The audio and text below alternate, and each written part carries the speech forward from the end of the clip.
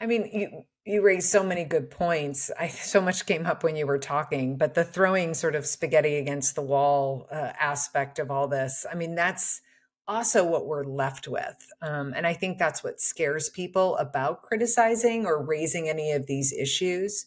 Um, and I do worry about young people. And right now, my main focus and what I fear the most, because I think that if we embraced recovery and we brought recovery into the conversation, it would actually destroy the old model. Because if you can recover, it cannot be biological. Like it cannot be, because you shouldn't be able to change it like that, just, without some sort of, whatever. But it would definitely, it calls into question what we're calling a mental illness, if it's an illness at all. The recovery piece is so important. And we have an office of recovery at SAMHSA, and it's just getting no media attention. You've got Larry Davidson, you've got a whole recovery center at Yale, no media attention. I mean, they're really looking at marginalized communities and how to help, what does it mean to recover in a community that really doesn't embrace psychiatric care, that is afraid of it, and that people can recover. And again, the media isn't giving us any attention. It's like once a narrative gets put in play and it's on social media and everything, no one wants to disrupt it because it's getting clicks and the whole thing. But that to me is the way that we could break in. And especially with young people, if they aren't being told that they can recover, and that recovery does not mean perfection and it does not mean being happy all the time. My life in having recovered, because I don't believe I'm in recovery in the way that often it's talked about in the AA community. Like I have recovered, like it's over. And now I am well.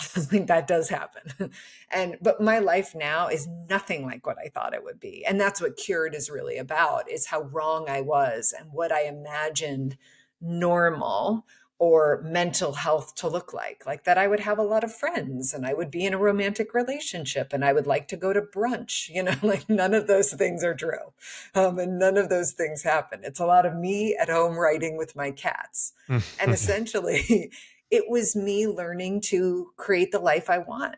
And there's nothing wrong with me because I don't like to go out a lot. And there's nothing wrong with me because I get anxious in crowded parks with a lot of people. That's not a normal thing for humans to encounter. There's so many things so really recovery was so much about finding the life that I wanted. And I could have done this before. So it's so exciting, but people, we're not offering it to young people. And we're telling them, like I was told, you will have this for the rest of your life. And it's just not true. That is such a brilliant comment. So you speak to, and we have to think about this technological age that we're in as very unique to our evolution. So many people think that part of the ongoing mental health struggle right now is a mismatch between modern society and what we've kind of genetically evolved to do. So your idea of what a life worth living for you is very unique. And I philosophize on these type of things, all the time, because we're constantly bombarded with all these messages, whether we're watching a Netflix program or a commercial or we're exposed to social media. There's this branding and this idea of what should make us happy. Part of it's, American capitalism, and they're trying to sell something, some material good for you. And like, if you can buy this product, then, you're going to be able to find this happiness. So much is around materialism. And I sometimes reflect when I am at peace, when I feel content. And last Saturday, when I was sitting outside on my porch reading your book, I was at peace. It was contentment. I didn't want to go out and party. I didn't want to be amongst people. Sometimes I don't want to be out amongst people at all. But it was just a level of peace, just sitting outside with a good book.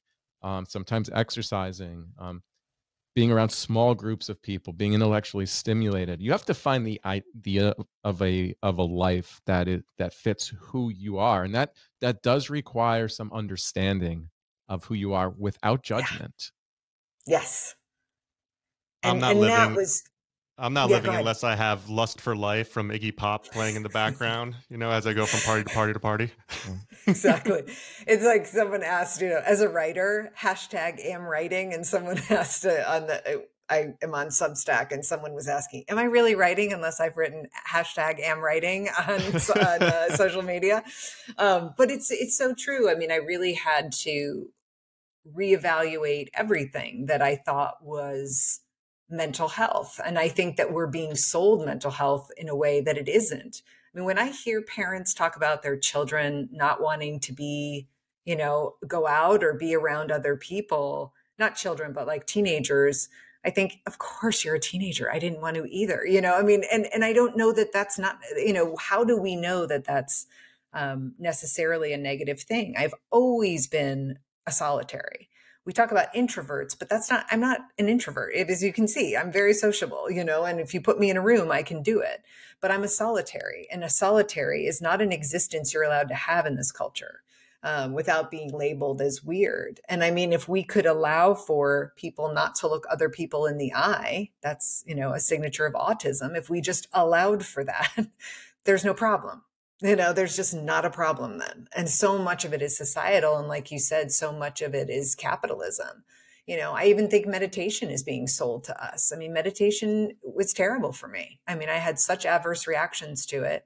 And so many people are prescribing it to others, that this is the panacea for mental health. It's not. It can have terrible reactions for a lot of people. And also now you have to pay for it. Like you have to pay $25 in New York or $75 to sit in a room and meditate. It's like, what is that? I'm so glad you brought that up because I have all these series of questions around it because I think about it differently than you do. And the fact that it's being sold to the American public, I totally agree with you. And it's not a panacea. In fact, meditation can be painful. And depending on who you are, right? In fact, I think it can be painful for a lot of human beings.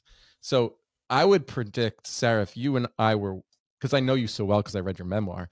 If I was if I was working with you, I would have imagined that meditation in itself would be very, very difficult, and I would have taken it in very, very small steps. So I would have started with the concept of just increasing mindfulness. Because my conceptualization is that you are an internalizer and that you retreat into your mind and stories are created into your mind and you could attach to those stories and you retreat in there. I could see with your imagination as a young girl, there's a lot of solace that exists. You're prone to obsession and focusing on things that are really driving your attention. So if we're going to then ask you to meditate, we're taking you out of that. This is where you yourself have been coping, okay?